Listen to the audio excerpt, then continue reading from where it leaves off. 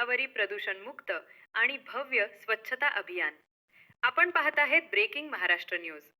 अनेक वर्षांची प्रतीक्षा संपली असून आता गोदावरीचे पात्र सांडपाण्यापासून मुक्त झाले आहे. कमाल तीर्थ आणि मोक्षघाट परिसरातून गोदावरीत मिसळणारे 6 मुख्य नाले आता कायमचे बंद करण्यात आले आहेत. पैठणचे कार्यक्षम आमदार श्री विलासबापू भुमरे यांच्या हस्ते महाराष्ट्र जीवन प्राधिकरणाच्या भुयारी गटार योजनेचे लोकार्पण करण्यात आले. 9 मार्च पासून सुरू होणाऱ्या ऐतिहासिक नाथषष्ठी महोत्सवाच्या पार्श्वभूमीवर आमदारांनी स्वतः प्रशासकीय यंत्रणेचा आढावा घेत कामाची पाहणी केली आणि आवश्यक सूचना दिल्या. यावेळी बोलताना आमदार भुमरे म्हणाले की भाविकांना आता शुद्ध जल मिळणार असून गोदावरीचे पावित्र्य राखले जाईल.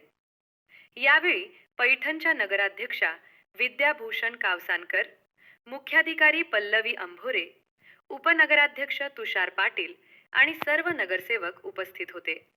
9 तारखेला होणाऱ्या नाथषष्ठीच्या अनुषंगाने आपण एकदा 15 दिवसापूर्वी नाथ मंदिरात दरवर्षी एक पूर्वतयारी आढावा बैठक घेत असतो. ती बैठक घेतली. या ठिकाणी प्रशासनाला प्रत्येक विभागाला ज्या सूचना दिल्या होत्या आणि आज या ठिकाणी अधिवेशन आल्यानंतर या ठिकाणी वाळवंटाची पाहणी केली आणि आपल्या गोदावरीमध्ये नाथ महाराजांच्या दर्शनाला एकादश असेल, पंधरवाडी असेल, महिन्याची असेल, नाथषष्ठी असेल, आल्यानंतर भाविक वर्गाची, महाराज मंडळीची जी अनेक वर्षापासून मागणी होती का जे गोदावरीमध्ये पैठण शहरातलं नाल्याचं पाणी जे गोदावरीमध्ये येतं त्या गोदावरीचं पावित्र्य स्वच्छता राखली गेली पाहिजे या दृष्टिकोनातून भुमरे साहेबांच्या माध्यमातून आज या ठिकाणी एसटीपी लाईनचं काम देखील झालेले आणि आपल्या गोदावरी पावित्र्य राखण्याचं, स्वच्छता राखण्याचं काम या ठिकाणी आपण नगर परिषद प्रशासन असेल, महाराष्ट्र जीवन प्राधिकरण असेल याच्या माध्यमातून आज ते काम पूर्ण झाले आणि जे उर्वरित काम राहिलेले ते देखील 1 महिन्याभरात होऊन जाणार आहे आणि आपली गोदावरी ही स्वच्छ आणि याचं पावित्र्य राखण्याचं काम हे आपण या ठिकाणी केले. खरं तर मी या ठिकाणी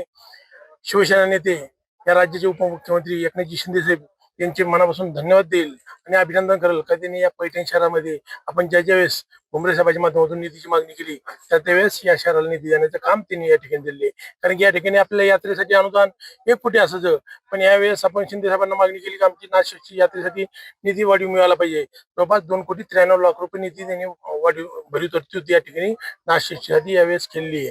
आणि या ठिकाणी या राज्याचे पर्यटन मंत्री शंभूराज देसाई साहेब यांना देखील आपण मागणी केली आहे का नाथषष्ठीचा महोत्सव भरला गेला पाहिजे याची मागणी केली आणि मला वाटतं नाथ महाराजांच्या आशीर्वादाने आपण मागणी केली आहे. जर ती पुढल्या आठवड्यात मंजूर झाली तर आपण 1 दिवसाचा नाथषष्ठी महोत्सव या ठिकाणी तो देखील आपण भरवण्याच्या प्रयत्नात आहोत. या ठिकाणी प्रशासनाला ज्या सूचना दिल्या होत्या अतिशय चांगलं काम या ठिकाणी पोलीस डिपार्टमेंट असेल, PWD असेल, नगर परिषद प्रशासन असेल, या ठिकाणी पंचायत समिती असेल, तहसील असेल, प्रत्येक डिपार्टमेंट या ठिकाणी अतिशय चांगलं काम करते आणि या ठिकाणी येणाऱ्या नाथषष्ठीमध्ये कुठल्या भाविकाला, महाराज मंडळी कुठली अडचण गैरसोय होणार नाही या दृष्टिकोनातून प्रशासन या ठिकाणी अतिशय चांगलं काम, चांगल्या पद्धतीने पारदर्शकपणे या ठिकाणी काम पार पडते. हीच सेवा हा मंत्र जपत राबवण्यात आलेल्या या मोहिमेचे सर्व स्तरातून कौतुक होत आहे. केवळ सरकारी यंत्रणाच नव्हे तर सामाजिक जबाबदारी म्हणून डॉक्टर श्री नानासाहेब धर्माधिकारी प्रतिष्ठान देखील सरसावले आहे. आज रविवार 1 मार्च रोजी शेकडो श्री सदस्यांनी सकाळी 7:30 पैठण शहर आणि तीर्थक्षेत्र परिसरात भव्य स्वच्छता अभियान राबवले. अवघ्या 3 तासात श्रमदानातून संपूर्ण शहर चकाचक करण्यात आले. प्रशासकीय तयारी आणि सामाजिक संस्थांच्या सहभागामुळे यंदाची नाथषष्ठी लाखो भाविकांसाठी सुखावह ठरणार आहे. नाथषष्ठी महोत्सवाच्या अनुषंगाने या पैठण शहरामध्ये संत धन निरंकारी सर्व त्यांचे भाविक वर्ग असतील, सर्व त्यांचे सेवेकरी असतील आणि नानासाहेब धर्माधिकारी प्रतिष्ठानचे सर्व त्यांचे पदाधिकारी, त्यांचे सेवेकरी असतील यांनी जवळपास 1000 ते 1,500 लोकांनी या ठिकाणी पैठण शहरामध्ये नाथषष्ठीच्या अनुषंगाने स्वच्छता मोहीम हाती घेतली.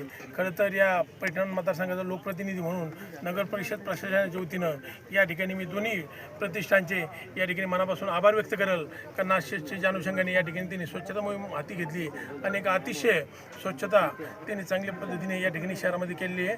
मी शहराचा लोकप्रतिनिधी म्हणून या ठिकाणी त्यांच्या मनापासून आभार व्यक्त करतो. डॉक्टर नानासाहेब धर्माधिकारी प्रतिष्ठानच्या वतीने आज श्री क्षेत्र पैठण येथे मोठा महास्वच्छता अभियानाचा कार्यक्रम आज पूर्ण झाला. त्याबद्दल पैठणच्या वतीने मी सर्वप्रथम त्यांचं अभिनंदन आणि आभार व्यक्त करते. दिनांक 9 मार्च 9, 10 आणि 11 मार्च रोजी पैठणला मोठा श्रीनाथ षष्ठी सोहळा कार्यक्रम आहे.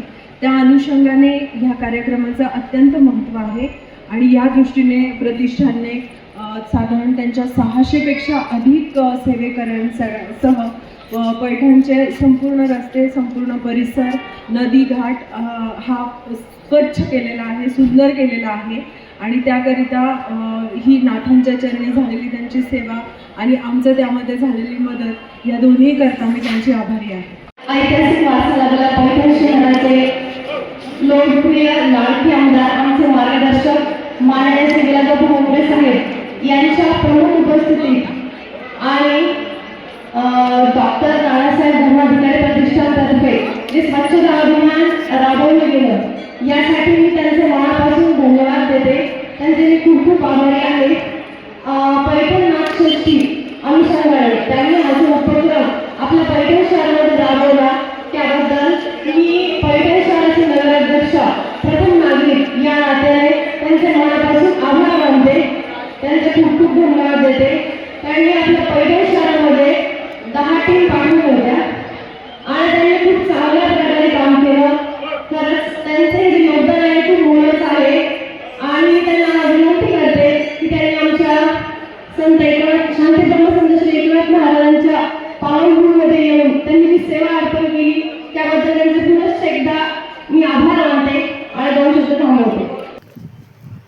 या ठिकाणी आज महाराष्ट्र जीवन प्राधिकरणतर्फे महाराष्ट्र जीवन प्राधिकरणाकडून आपल्या पैठण शहरातले जे 6 मुख्य नाले या गोदावरी पात्रामध्ये जे होत होते आणि त्याच्यामुळं जी गोदावरीचं पाणी दूषित होत होतं ते काम माननीय खासदार भुमरे साहेबांच्या माध्यमातून माननीय आमदार विलास पाटील भुमरे यांच्या माध्यमातून आज या ठिकाणी लोकार्पण झालेलं आहे. यापुढे आपल्या या वाळवंटात यात्रेसाठी हजारो लाखो जे यात्रेकरू येतात, गंगेमध्ये स्नान करायला येतात, पवित्र स्नान करायला या ठिकाणी येतात, त्यांना त्या दूषित पाण्यापासून जे रोगराई व्हायची ती रोगराई यापुढे होणार नाही.